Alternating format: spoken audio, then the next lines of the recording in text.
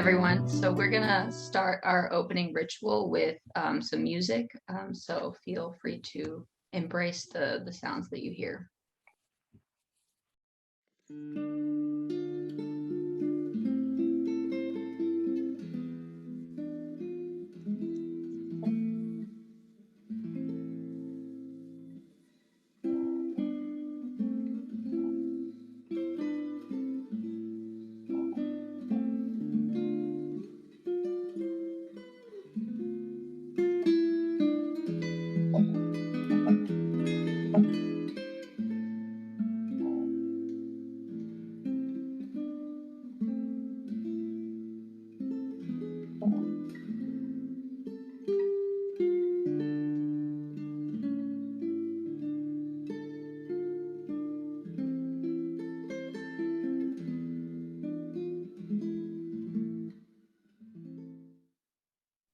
Yesterday, Yuki and Toy and a couple of others highlighted the role of their mothers as they reflected on the theme of fear surviving and collective caring.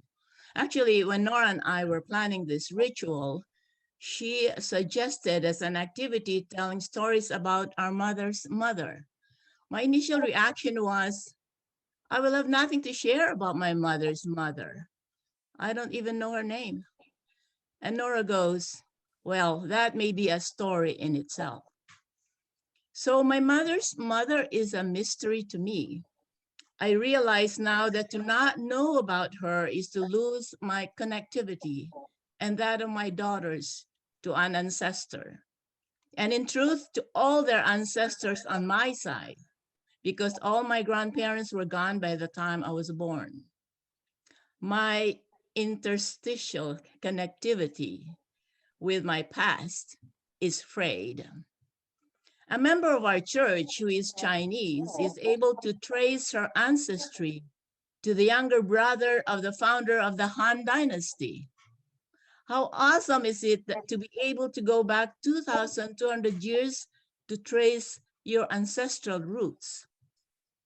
The only thing I could remember about my grandmother was she died when my mother was still young and my grandfather then remarried. So my mother had to quit school and worked at a factory that made baby clothes.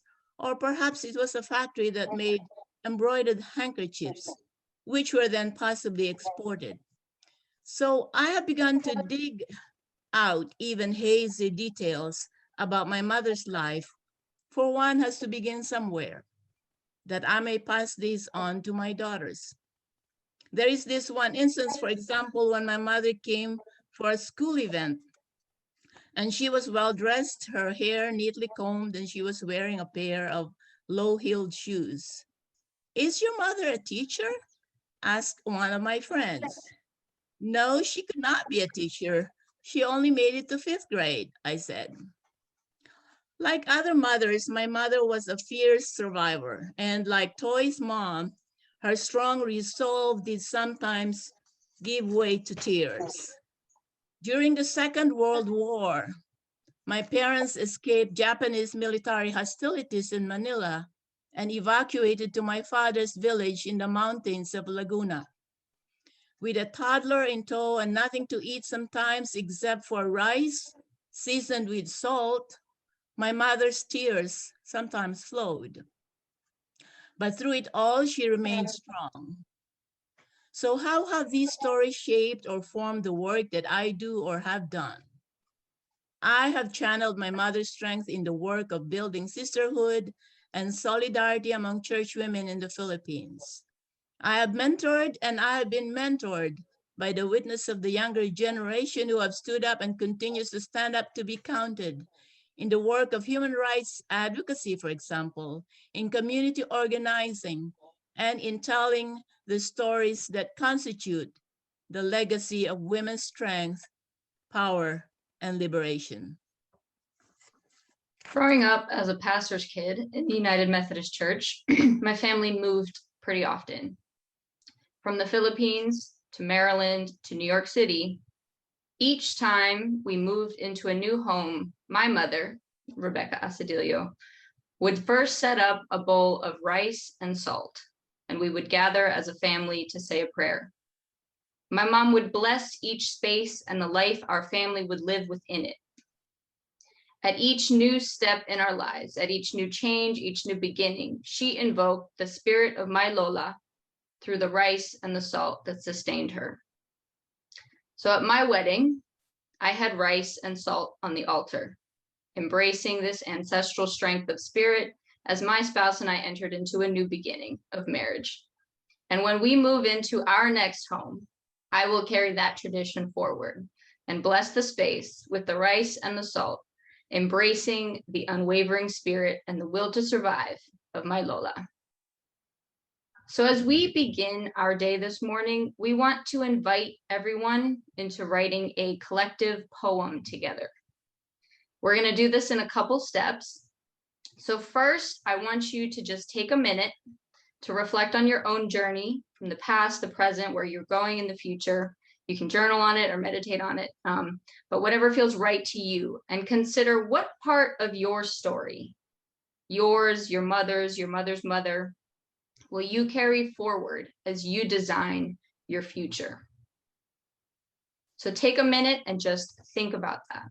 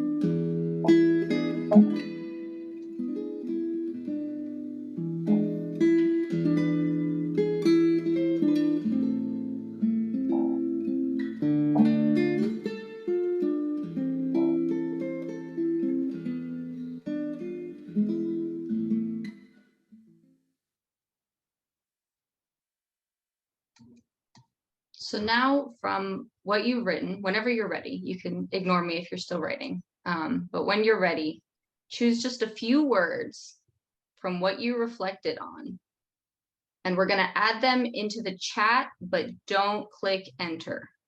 You're just typing them into the chat and don't click send yet. So a couple words on what part of your story will you carry forward as you design your future.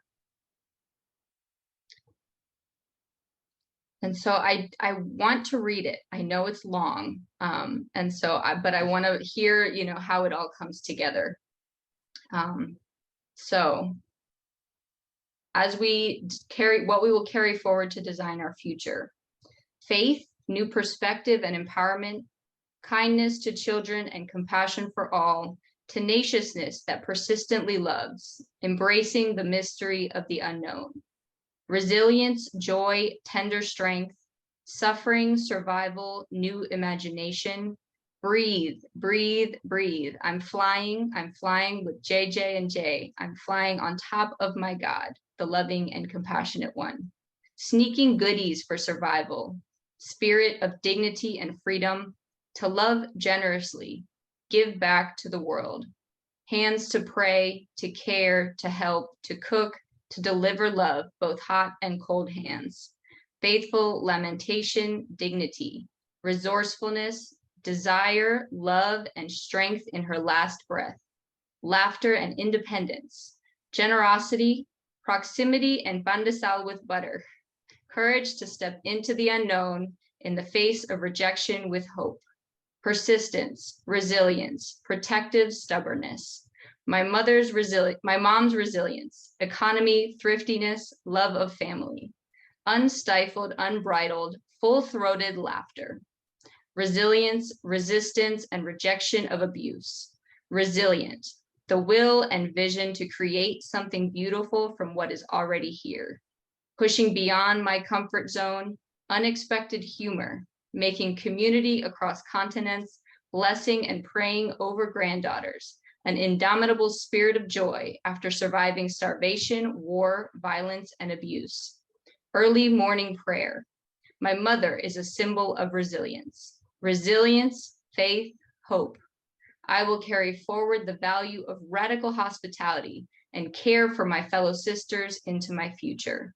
A journey from the familiar into the unknown, a stranger home. Love as new possibilities and transcending borders. Life if learning process. How important to be a creative being in this world, in our collective lives. My grandmother's fierce surviving after the Korean War, and my mom's strong sense of integrity. Laughter, prayer, diligence, friends, not to be afraid. My mom's spirit of prayerful resistance, resilience, and courage. Love, care, resilience, determination, courage, stability within instability, beauty, healing traditions, can-do spirit, love and resilience, embracing old and new, eat rice. I will continue to do my archival research on Kirishitan women, martyrs from the 17th century Japan, both Japanese-born, Korean-born, and mixed-race women who were executed by the authorities for their faith. Perhaps I will also explore my paternal grandmother, an orphan raised in Hawaii, married in Saigon, moved to Brazil, and returned to Japan. I don't know much about her. Caring, passion for learning, trying to find her own voice, resilience and patience, persistence, learning, hope, process, building home globally. My Lola's resilience and love, my mother's joy and laughter. The warmth of my grandmother's hugs, her resilience and compassion despite all she has been through. Be willing to be drawn by differences. Birthing many mothers, she showed the bigger, one mother in her, with her. The power to escape bad situations, persistence, independence, power, and warmth. Know when to take things not too seriously. Divine Mother, Sister, Friend, Spirit, you hear us, we know. Thank you for receiving our intentions. Thank you. Amen.